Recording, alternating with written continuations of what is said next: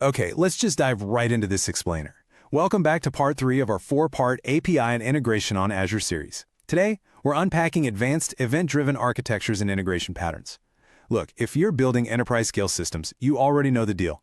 How your multi-cloud services actually talk to each other is literally just as important as the services themselves. So, we're going to break down exactly how to architect these communications for absolute maximum reliability.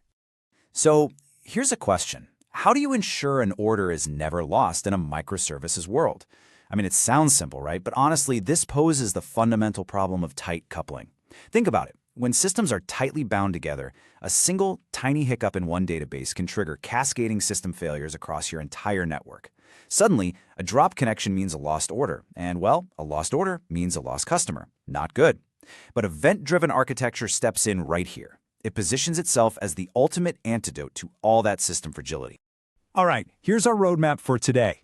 We're covering the event-driven advantage, Azure's integration tool belt, the order processing journey, designing for system failure, and finally wrapping things up with 4 essential architect patterns.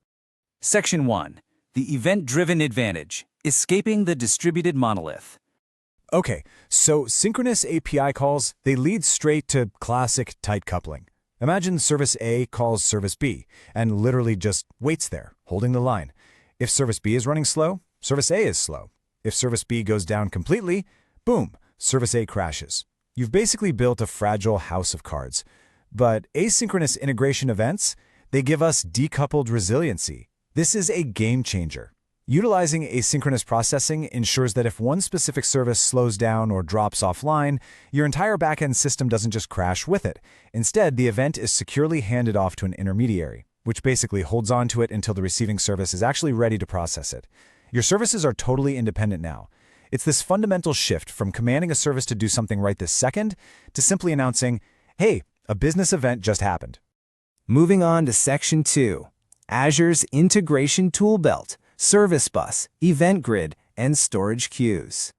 Now, what's really interesting here is how we can think of Event Grid as this loud broadcaster. It's absolutely perfect for lightweight routing. It's not lugging around heavy data. It literally just shouts out, hey, a new file was uploaded, to anyone who's subscribed to listen. Then you've got Service Bus. This is your secure courier. You're reaching for this for high-value transactional data, like complex financial transactions or critical order processing. It guarantees delivery, it guarantees the exact order of messages, and it makes absolutely sure nothing gets lost in transit. And finally, storage queues. These act as your bulk carrier, ideal for loading just massive amounts of simpler, larger payloads when you just need massive scale queuing without needing all the fancy publish-subscribe features of a service bus. Section 3. The order processing journey, the hero's journey of a data packet. Let's actually track this and see how the magic happens in the real world. Step 1. Your user clicks buy on the app, and the checkout API triggers an event. It just announces, Order 123 created. Now step 2 is where it gets really exciting.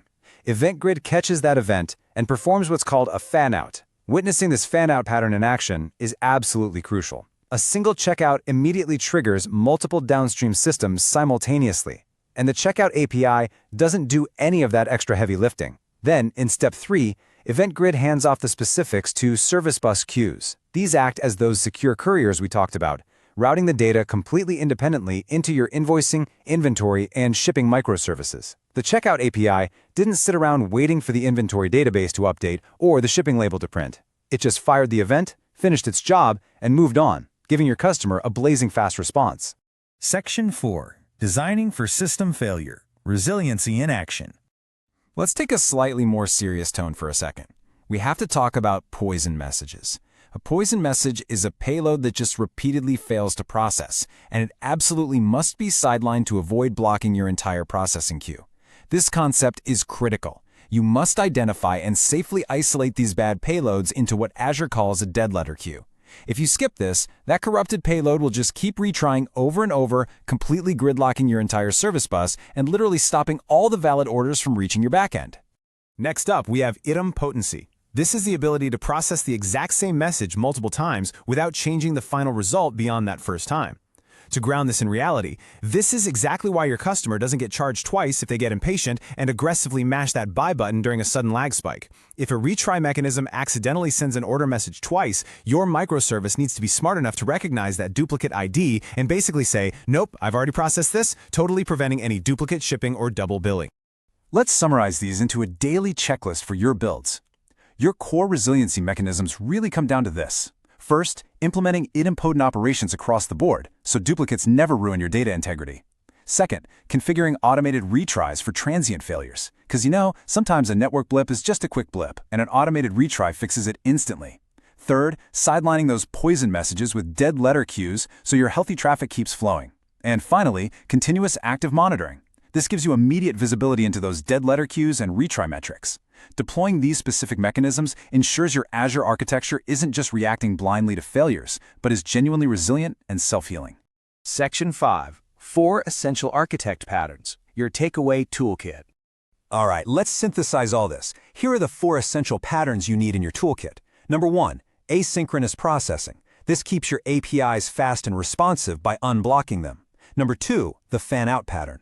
This multiplies a single business event into multiple parallel actions all across your ecosystem. Number 3, integration events. This means focusing on state changes to cross service boundaries rather than just internal domain events. And number 4, publish-subscribe or pub-sub. This is where publishers and subscribers remain entirely blind to one another, achieving just perfect system decoupling. These are the 4 essential event patterns that every single multi-cloud architect absolutely must know to utilize Azure's integration tools with total confidence. So, I'll leave you with this provocative question to take back to your own engineering teams to inspire a deeper audit of your current integrations. Are your microservices truly decoupled, or are they just a distributed monolith waiting to fail?